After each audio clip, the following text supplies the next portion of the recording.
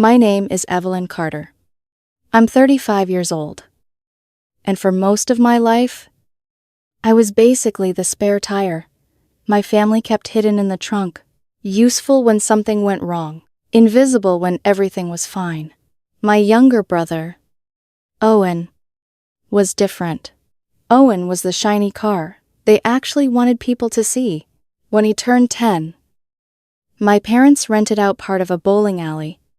There were balloons tied to every chair, a custom cake with his favorite cartoon character, pizza, arcade tokens, and what felt like half his elementary school running around screaming his name.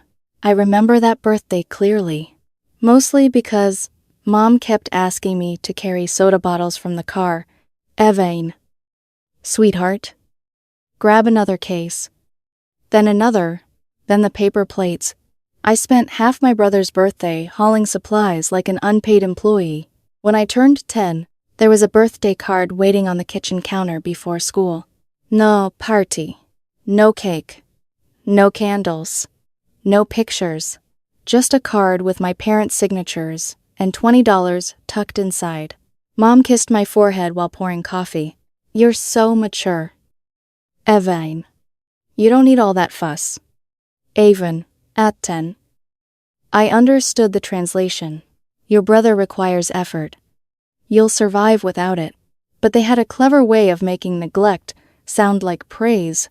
Evelyn is independent. Mom would tell relatives. Dad always backed her up. She's self-sufficient. Always has been. They said it proudly, as though I had chosen it. As though there had been some childhood store where Owen picked parental attention and I cheerfully walked past the shelf thinking, no thanks. Independence will do. Sarcasm became my survival mechanism pretty early. By middle school, whenever Mom asked me to help decorate for another Owen celebration, I'd think, fantastic. Another shift at Carter family events. Still no benefits. But I rarely complained out loud. That became part of the problem. I wasn't dramatic. I didn't scream. I didn't throw things. So my silence became evidence that I didn't need anything. If Owen forgot his homework, Mom would sigh, he has so much pressure on him. If I forgot mine, Dad would look over his glasses. Evain, you're better than this. Owen could fail and receive sympathy. I had to succeed just to remain invisible, and eventually, I became exactly what they kept telling everyone I was. Independent, not because I wanted to be, because there wasn't another option. By the time we were teenagers, Owen was the golden child, and I was already becoming the person everyone called when something went wrong. And the worst part, I accepted it. I thought maybe this was simply my role. Owen was the show pony. I was the mule pulling the cart behind him. Nobody applauds the mule, but everyone notices when it stops pulling. I wouldn't understand that part until years later. At 25, I had a steady job, decent savings, and something my family had never managed to develop, financial discipline. That was when my parents stopped seeing me only as the dependable daughter. I became something even more useful, a credit line with legs. It started innocently. Evain, could you cover the electric bill until Friday? Then, your father's waiting on a client payment. Then, we'll pay you back next month. Next month became next year. Eventually, nobody even mentioned repayment. The first serious crisis was the mortgage. Dad's business hit another rough patch. He blamed the economy, difficult customers, younger competitors, basically everything except the fact that he still ran his company like it was 1,995. Then the foreclosure notice arrived. Less than 3 weeks? That was how close they were to losing the house. I spent an entire night on the phone with their lender, moving my savings around, negotiating, calculating. and finally wiring enough money to stop the process. The next morning, Mom cried when she saw me. She hugged me harder than she had in years. "You saved us." Dad shook my hand. "We won't forget this." Evain. For one stupid moment, I believed him. I thought maybe this was it. Maybe finally doing something undeniable would make them see me. That evening, we had dinner together. Halfway through the meal, Owen grinned. "So, I met someone." Mom practically dropped her fork. "A girl." Within 30 seconds, the foreclosure disappeared from conversation. So did what I'd done. Everyone wanted to hear about Owen's new girlfriend. I sat there cutting my chicken, while Mom asked whether the girl was pretty. Gratitude in my family apparently had the shelf life of milk left in the sun. Mom's medical bills came next. She slipped on ice one winter, and insurance didn't cover everything. I arranged the payment plans, covered the shortages, made sure her account never went negative. Then Dad's business struggled again. Then the property taxes. Then another foreclosure scare. When I was 30, I dropped almost $20. 000 between my savings and a personal loan to stop them from losing the house again. That bailout changed something. This time, paperwork was involved. My name went onto the title, and I became financially connected to the note. At the time, I considered it protection. Years later, that signature would become something else entirely. Leverage. Owen needed rescuing too. Of course he did. He bounced from one business idea to another, presenting every disaster like he was pitching investors on television. Dad always had the same speech: "Your brother just needs one real chance." Mom preferred emotional blackmail. Family helps family. Evan. Funny. Nobody ever said family. Thanks, family. By 32, I was covering pieces of their car insurance, property taxes, medical costs, household bills, and Owen's latest entrepreneurial experiment. By 35, it had become an entire system. Automatic transfers, backup cards, insurance payments, business overdrafts, utilities, car payments. I had spreadsheets tracking bills that weren't even mine. Their lives looked stable because I was quietly underneath them holding everything up. And somehow, they still described me as distant. Then one Thursday afternoon, my cousin Tyler texted me, "You coming Saturday?" I stared at the message. Coming where? 3 dots appeared. Family meeting. Your mom said everybody has to be there. Then another message. Wait. You weren't told. I actually laughed. Of course I hadn't been told. Saturday evening. I drove to my parents' house anyway. Cars packed the driveway. Dad's truck. Owen's ridiculous sports car. Katie's sedan. Even Aunt Kimberly was apparently joining remotely. I parked across the street. For a few seconds, I remained behind the wheel, watching the warm dining room lights through the windows. Everyone was there. Everyone, except the daughter paying half the bills. I entered through the side door without knocking. Voices carried from the dining room. Nobody heard me come in. Then I heard Owen.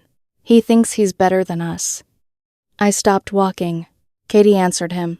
"Honestly, I don't know why he even bothers coming around." "He?" I almost smiled. Apparently, they were talking about someone else. Then Mom spoke. Except, she used my name. That's Evelyn's problem. She's always so quiet. Like she's sitting there judging everybody. I moved closer to the doorway. Nobody noticed me. Dad's voice followed.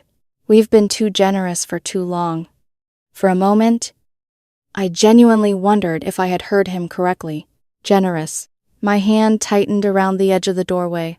Inside that room sat people whose mortgage, insurance, businesses, Cars, taxes, and emergencies had passed through my bank account for 15 years. And they were discussing how generous they had been to me, so I stayed quiet, just like they had trained me to do, because suddenly, I wanted to hear everything, and what they said next would end my family exactly as I knew it. I stayed in the doorway and listened. Aunt Kimberly's voice crackled through the laptop sitting at the end of the dining table. "You've all been patient. Honestly, I don't know how you've put up with her this long." That did it. A laugh escaped me. Not a big laugh. Just one sharp sound. Every head in the room snapped toward the doorway. Owen's smug expression disappeared first. "What the hell are you doing here?" I stepped into the dining room slowly. "Well," Tyler mentioned the big family meeting. I pulled out an empty chair. Didn't want to miss the roast, considering I'm apparently the guest of honor. Nobody laughed. Mom's face tightened. "You weren't supposed to be here." "Yeah, I figured that out." I sat down and crossed one leg over the other. "Don't worry. I've been listening." Distant. Judgmental. Quiet. Apparently exhausting to be around. "Please. Continue." I'm taking mental notes. Owen gave a bitter laugh. "See? This is exactly what I'm talking about. You turn everything into some sarcastic joke." Katie crossed her arms. "You make everyone feel small." Evaine. I looked at her. The woman whose car insurance payment had hit my credit card 6 days earlier was lecturing me about making people uncomfortable. "I don't make you feel small." "Casey." I leaned back. "You managed that perfectly well without my help." Dad's palm hit the table. "Enough." There it was. The voice that used to make teenage me immediately apologize. 35-year-old me barely blinked. Mom leaned forward. Her expression wasn't angry anymore. It was cold. "You're not welcome here." For once, nobody interrupted her. "You can quit pretending you're part of this family." She paused. Then came the sentence I would remember for the rest of my life. "We're done carrying you." Silence. I looked around the table. Owen smirked. Katie looked almost relieved. Dad folded his arms. Aunt Kimberly nodded from the laptop screen, as though Mom had just delivered some profound truth. Nobody defended me. Nobody reminded Mom, who had stopped their house from being foreclosed on twice. Nobody mentioned the medical bills, the property taxes, the insurance, Owen's business, the cars, the utilities. Nothing. 15 years of money disappeared in one sentence. And strangely, I didn't feel angry. Something inside me simply switched off. "Okay." Owen frowned. "Okay." I smiled. "Then I'll end every payment tonight." For 2 seconds, nobody reacted. Then Owen laughed. Actually laughed. "Yeah. Sure." Dad shook his head. "Stop being dramatic." "Eveline." Katie rolled her eyes. "There she goes again." Even Aunt Kimberly muttered through the laptop. "She's bluffing." I stood and pushed my chair neatly beneath the table. "You think I'm bluffing?" I picked up my purse. "That's cute." Mom's confidence flickered for half a second. I noticed. "Enjoy life without your personal insurance policy." Then I walked out. Nobody followed me. That was the remarkable part. They genuinely believed I'd come crawling back. The front door clicked shut behind me, and sitting in my car, I realized something. They thought they had cut me loose. What they'd actually done was cut the rope holding them above the ground. I drove home. No crying. No dramatic music playing while I stared through the windshield. I made tea. Kicked off my shoes. Opened my laptop. And pulled up a folder I'd maintained for years. Carter, Family Finances. Inside were 15 years of their lives.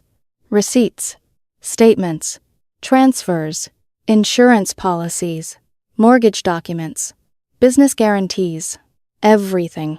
They wanted independence from me. Fine. I started small. Netflix, cancel. Hulu, cancel. Spotify family plan, cancel. Pet due, absolutely.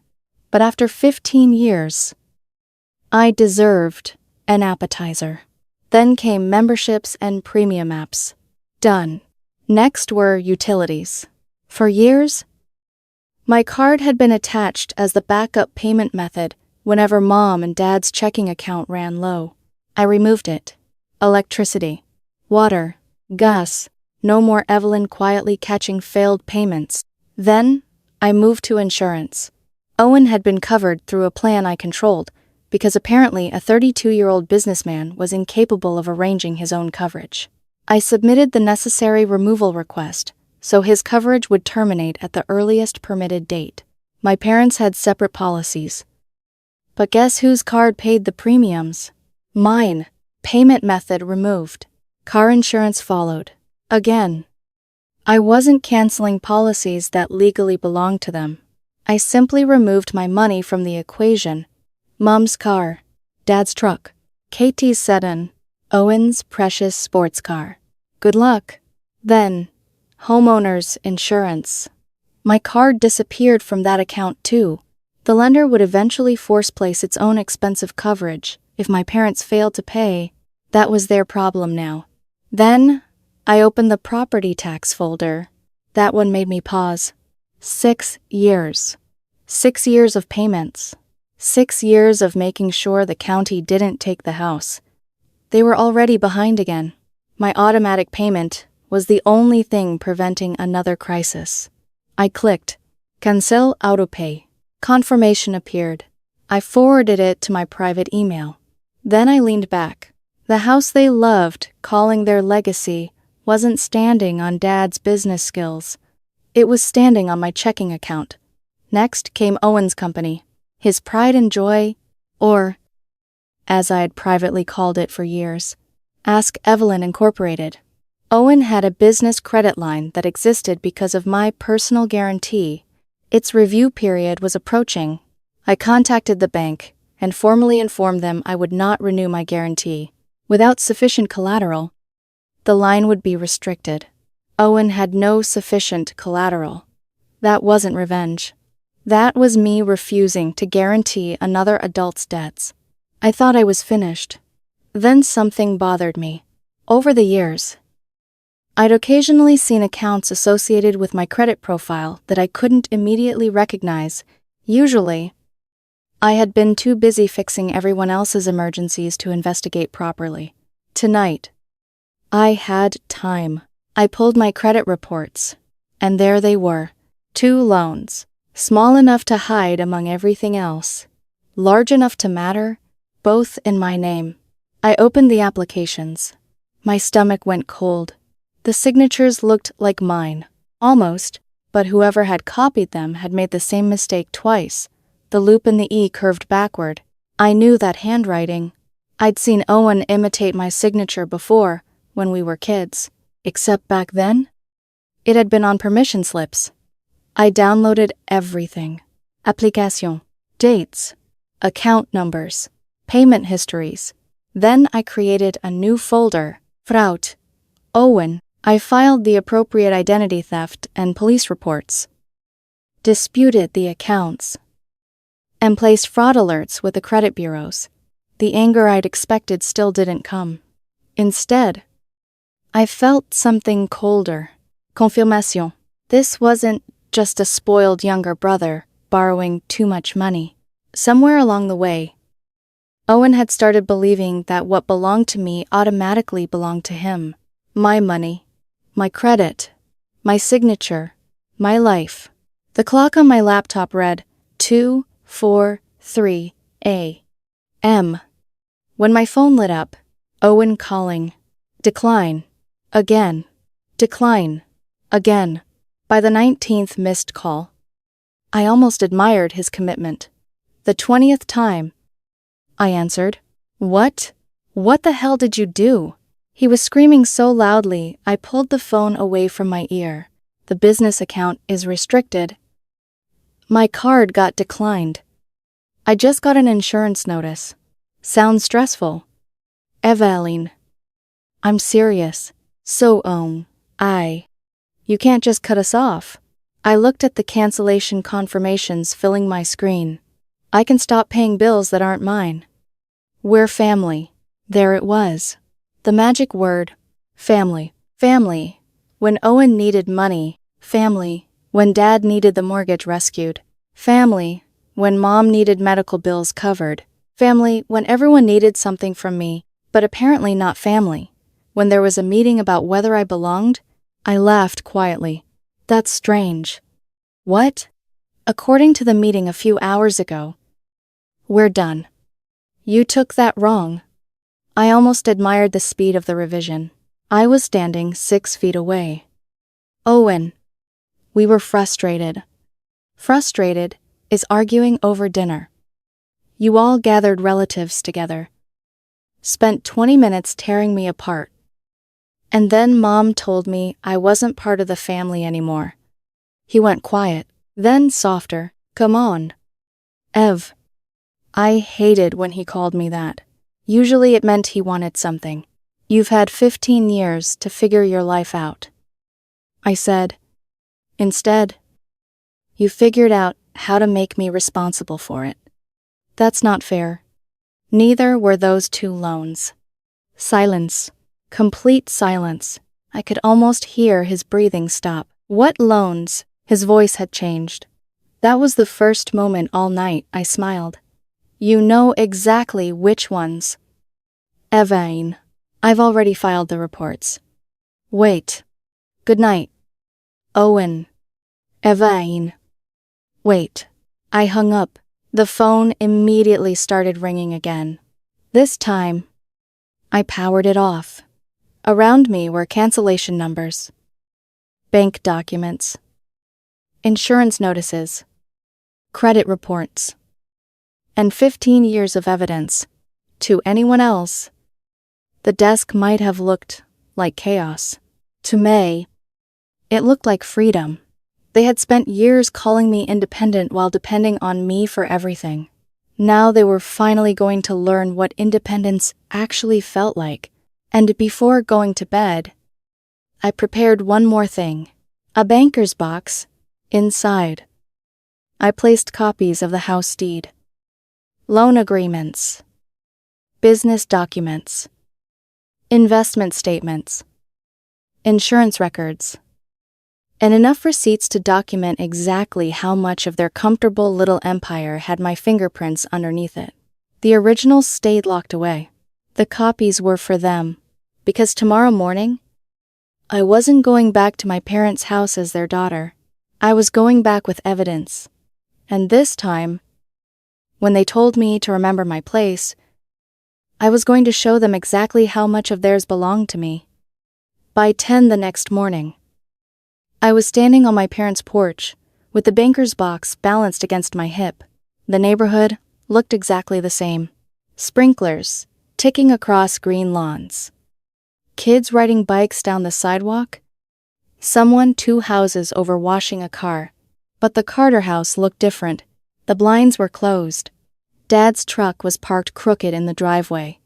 And before I could knock, the front door swung open.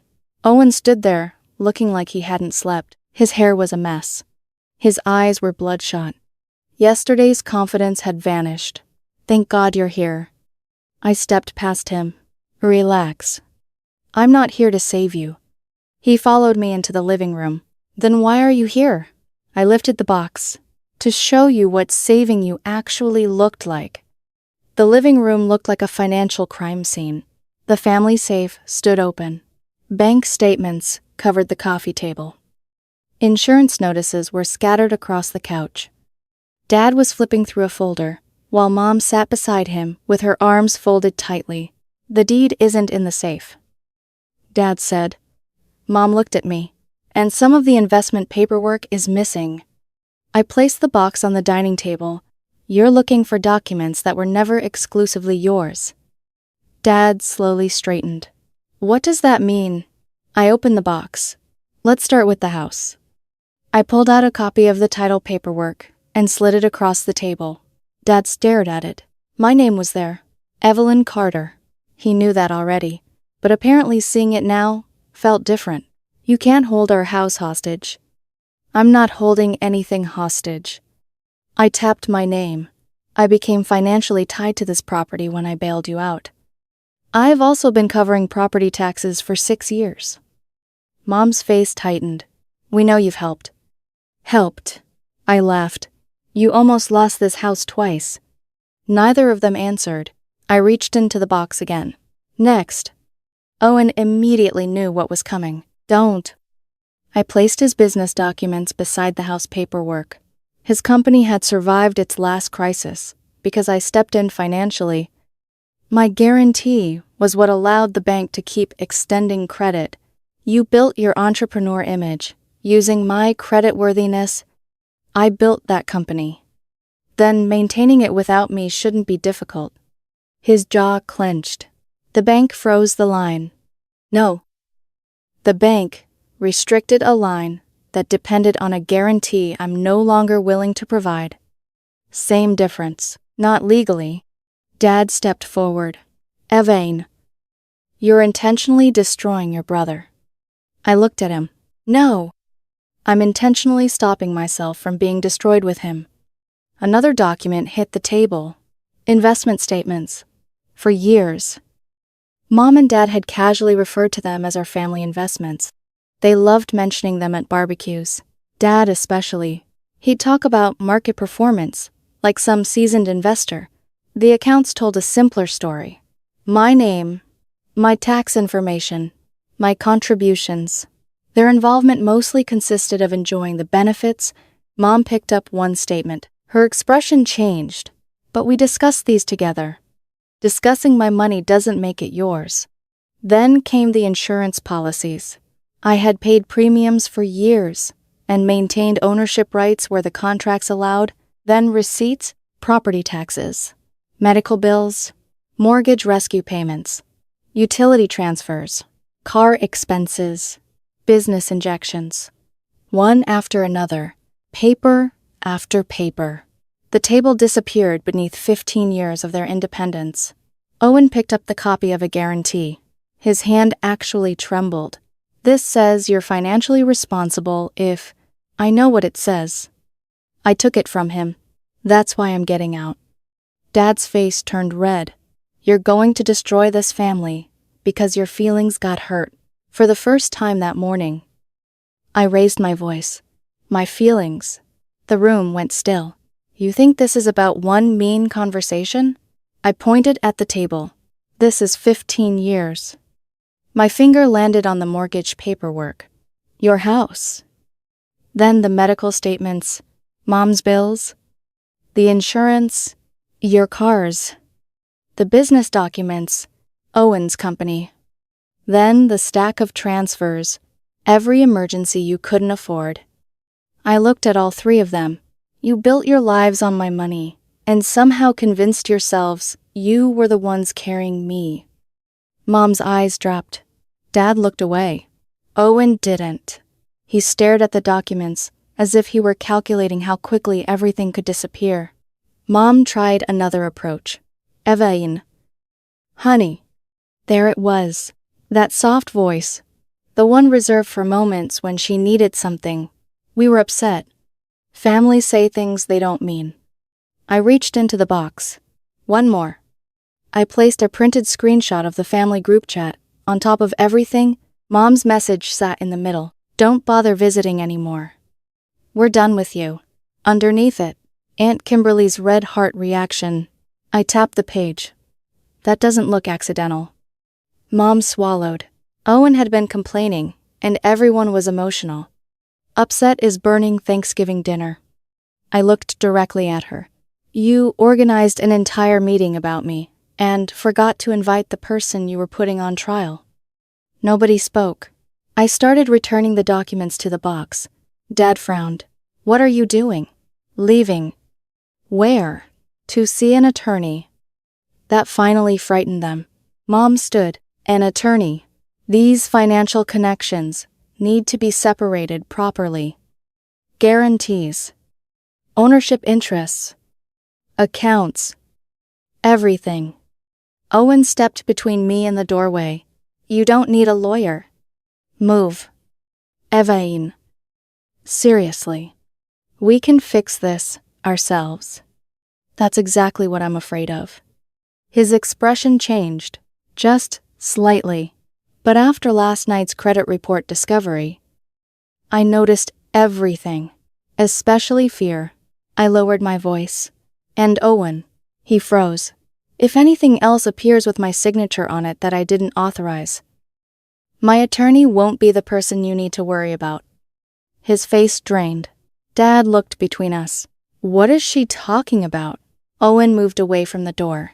Nothing. I picked up the box. Ask your son. Then I left. The consequences didn't arrive dramatically. There was no explosion. No single phone call where everything collapsed at once. It happened the way real financial disasters usually happen. One crack at a time. By the second week, Owen's company was bleeding out.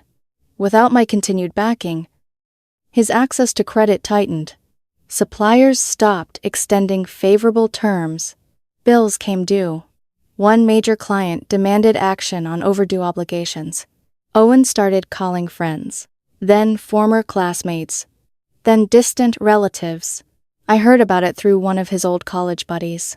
Your brother's business is toast, he told me. He's asking everyone for loans. I shrugged. Maybe he should ask the family. The house came next. Without me quietly solving the property tax problem, notices started arriving. Then insurance complications made the mortgage company nervous. Dad tried juggling everything. But Dad's version of financial planning had always been moving one fire extinguisher between 5 burning rooms. Eventually, some things stayed on fire. Their calls changed too. At first, they were furious. Dad left messages. You can't walk away from your responsibilities. Interesting choice of words. My responsibilities. Then Mom, do you understand what you're doing to us? I didn't respond. A week later, the anger disappeared. Evaine, please call me. Then, we just need some breathing room. Then, just help us this once. This once, I had apparently spent 15 years living through the longest one-time emergency in human history. Then Katie left Owen. I heard that through Tyler.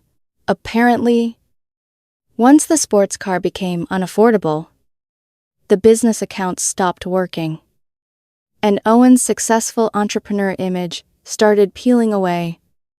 Katie suddenly reconsidered their engagement.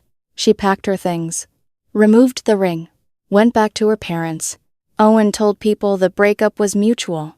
Nobody believed him. Then Aunt Kimberly texted me, Evaine, I think there's been a terrible misunderstanding. Your parents are really struggling. You've always been the responsible one. I know you wouldn't want them to lose everything. I stared at the message. 3 weeks earlier, I had been judgmental, exhausting, barely family. Now I was the responsible one. I didn't reply. I screenshotted it, added it to my records. Meanwhile, Owen started selling things. Electronics first, then expensive equipment. Finally, the sports car disappeared from the driveway. Dad's messages became quieter. One voicemail almost made me feel sorry for him. Almost. Evaine, we need to talk. I'll make you a partner in the business. You deserve that. I should have done it years ago. I deleted it. A partnership in a failing business wasn't an apology. It was another invoice. For the first time since I was 25, my weekends belonged to me. No emergency transfers. No frantic calls. No spreadsheet labeled MOM and DAD open beside my own budget. I went hiking. I booked the Iceland trip I'd postponed twice because someone in my family always seemed to have a financial crisis. I even started looking at houses. Not theirs. Mine. Then Aunt Kimberly made one final mistake. She started telling extended family that I'd abandoned my parents. According to her version, Mom and Dad were innocent retirees, being financially punished by their cruel daughter. For about 48 hours, relatives started messaging me. You only get one family. Your parents won't be here forever. Money shouldn't come between blood. So I opened my records.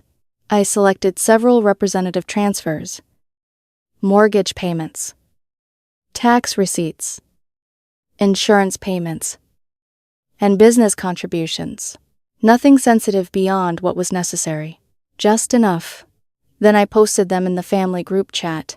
Underneath, I wrote, since everyone is suddenly concerned about who abandoned whom, here's a small sample of what I've paid over the years. Feel free to ask Owen and my parents what they contributed toward my bills during the same period. Then I added, I'll wait. Nobody answered. Not Aunt Kimberly. Not Owen. Not Dad. Not Mom. The group chat went completely silent. And for once, their silence didn't hurt. It was evidence. By the end of the third week, Owen's business was effectively gone. My parents' house was hanging in financial limbo. Katie was gone. Aunt Kimberly had stopped talking. And I had put an offer on a small house across town. 2 bedrooms, a garage, a backyard. Nothing extravagant. But when my offer was accepted, I stared at the email for almost a minute, because for 15 years, nearly every major financial decision I'd made had included the same question. What if my family needs me? This time, I asked something different. What do I want? A few weeks later, after the paperwork moved forward and I returned from Iceland, the answer was waiting for me. A set of keys, my house, and apparently, my family found out where it was faster than I expected. Because one Saturday afternoon, while I was in my new backyard assembling a grill, I heard a car door slam out front. Then another. I looked through the fence. Dad and Owen, standing outside my gate, waiting for me. I didn't open the gate. That was the first thing they noticed. Dad and Owen stood on the sidewalk while I remained inside my own yard, one hand resting on the wooden fence. For years, I'd walked into their house whenever they summoned me to fix something, pay something, sign something, rescue someone. Now they were standing outside mine, and suddenly, boundaries mattered. Dad cleared his throat. Evain, we need to talk. His voice sounded thinner than I remembered. Owen stepped forward. Come on, Ev. Just open the gate. No. He blinked.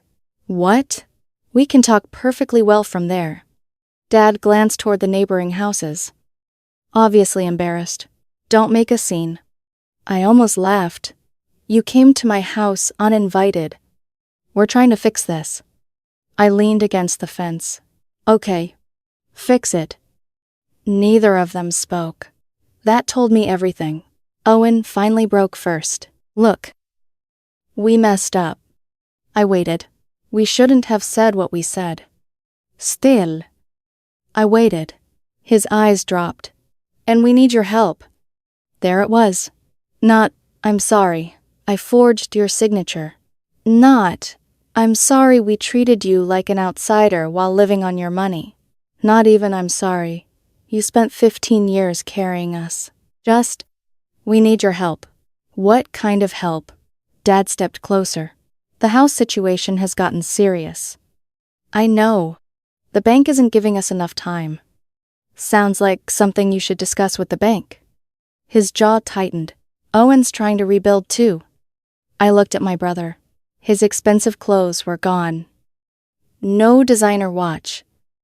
No car keys spinning around his finger. For the first time in years, Owen looked ordinary.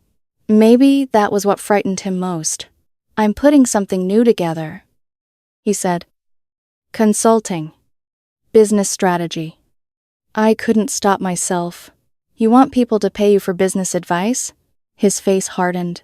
Very funny. I wasn't joking. Dad raised his hand. Enough. We're not here to fight. No. You're here because you need money. Owen exhaled sharply. Why do you have to make everything about money? That actually made me laugh.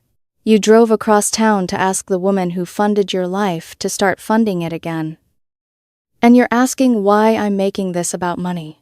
He looked away. Dad lowered his voice. Just help us get back on our feet. There was that phrase, back on our feet. They still didn't understand. Their feet had never been underneath them. Mine had, for 15 years. They'd been balancing on my back and calling themselves tall. How much? Both men looked at me. Dad hesitated. What? How much money would make this problem disappear today? He exchanged a glance with Owen. That glance told me they'd already calculated it. Dad named a figure. I nodded slowly. And after that? What do you mean? Next month's mortgage. Silence. Property taxes. Nothing. Insurance. Dad's mouth tightened. Owen's new business. My brother crossed his arms. I'd pay you back. I stared at him. With what? That landed.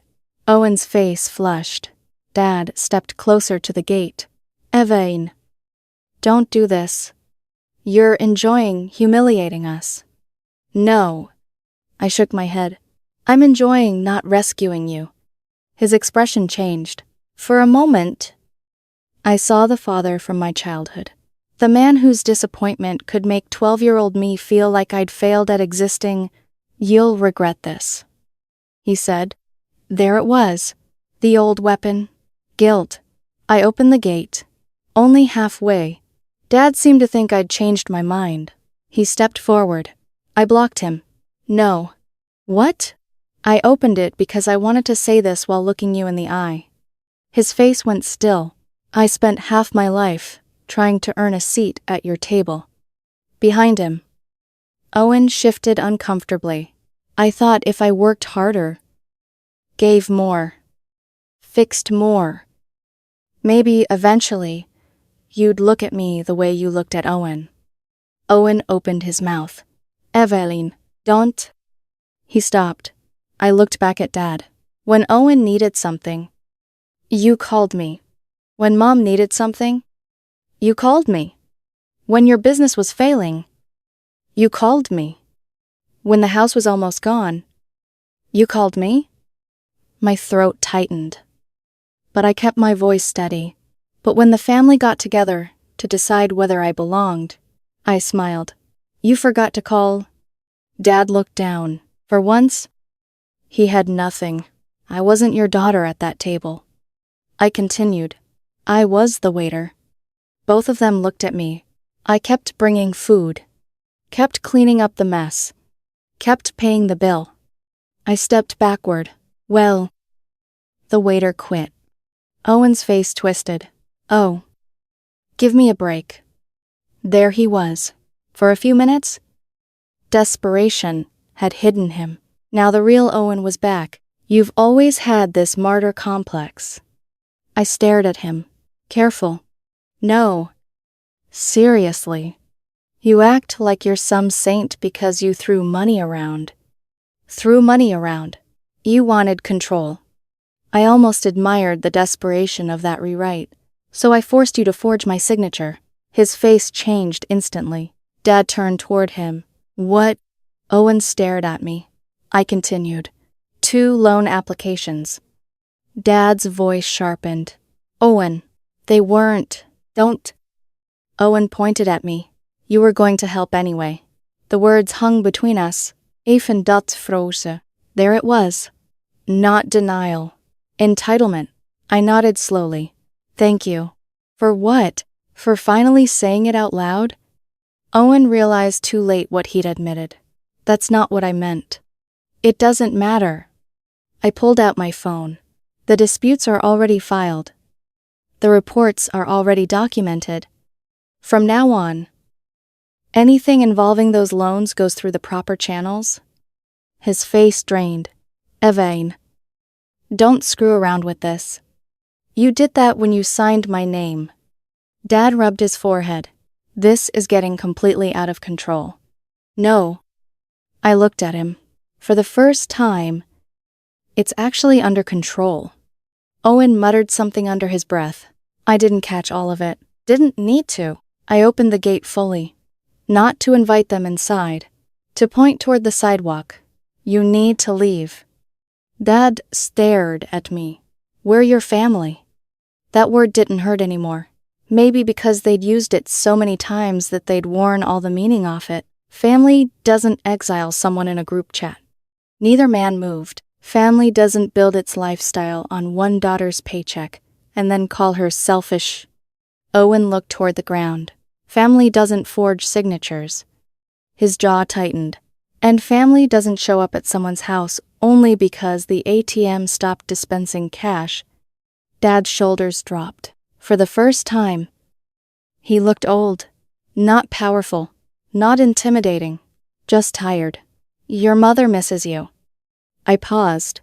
A month earlier, that sentence might have destroyed me. Now I simply ask, does she miss me? Dad looked up. Or does she miss what I did for her? He couldn't answer. That was enough. You're trespassing now. Owen scoffed. You'd call the cops on your own family.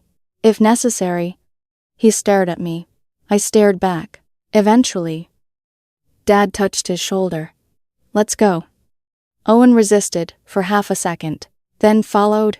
Dad stopped beside the car. He looked back. It's not too late. I rested my hand on the gate. For me? He frowned. I smiled. No. It isn't. Then, I closed it. The latch clicked. A minute later, their car disappeared down the street. I stood there listening until the engine faded. No guilt arrived. No panic. No urge to run after them. Nothing. I went back to the grill. The steak was nearly overdone. I laughed when I saw it. Apparently, freedom still required learning how to cook without interruptions. The following weeks were quieter. Owen tried reinventing himself as a consultant. But rebuilding a reputation was harder than creating one with someone else's money underneath it. My parents continued negotiating over the house. What ultimately happened to their finances wasn't something I controlled anymore. That was the point. Aunt Kimberly stopped contacting me after the receipts hit the family chat. Katie never came back. And the disputed loans became Owen's problem to explain instead of mine, to quietly absorb. I went to work, paid my own mortgage, bought furniture because I liked it. Not because Mom approved. I planted herbs in the backyard. Badly. I hung pictures where I wanted them. And one evening, I realized something almost ridiculous. I hadn't opened the old Carter family finances spreadsheet in weeks. For 15 years. That spreadsheet had been the first thing I checked after payday. Now, I didn't even know where the shortcut was. That Saturday night, I sat outside while the grill hissed beside me. A cold breeze moved through the trees. My phone rested face down on the table. No missed calls. No overdue notices belonging to someone else. No message from Owen asking for a transfer. No, Mom saying, family helps family. Just silence. When I was a child, silence meant nobody noticed me. When I became an adult, silence meant I was expected to handle everything alone. But sitting there in my own backyard, I finally understood that silence could mean something else. Peace. The house behind me wasn't the biggest house on the street. My car wasn't flashy. There was nobody around to applaud me. But every brick I could see belonged to a life I'd chosen. Every bill waiting inside had my name on it because it was actually mine. Every dollar I earned finally had somewhere to go besides someone else's emergency. My family had spent years telling me I didn't need them. They had no idea how right they were. They thought throwing me out of the family would finally teach me my place. Instead, it taught me something much more useful. Their entire empire had been standing on the daughter they considered disposable, and when that daughter finally walked away, I didn't destroy them. I simply stopped holding them up. For the first time in 15 years. They had exactly what they demanded. A life without me. And for the first time in 35 years, so did I.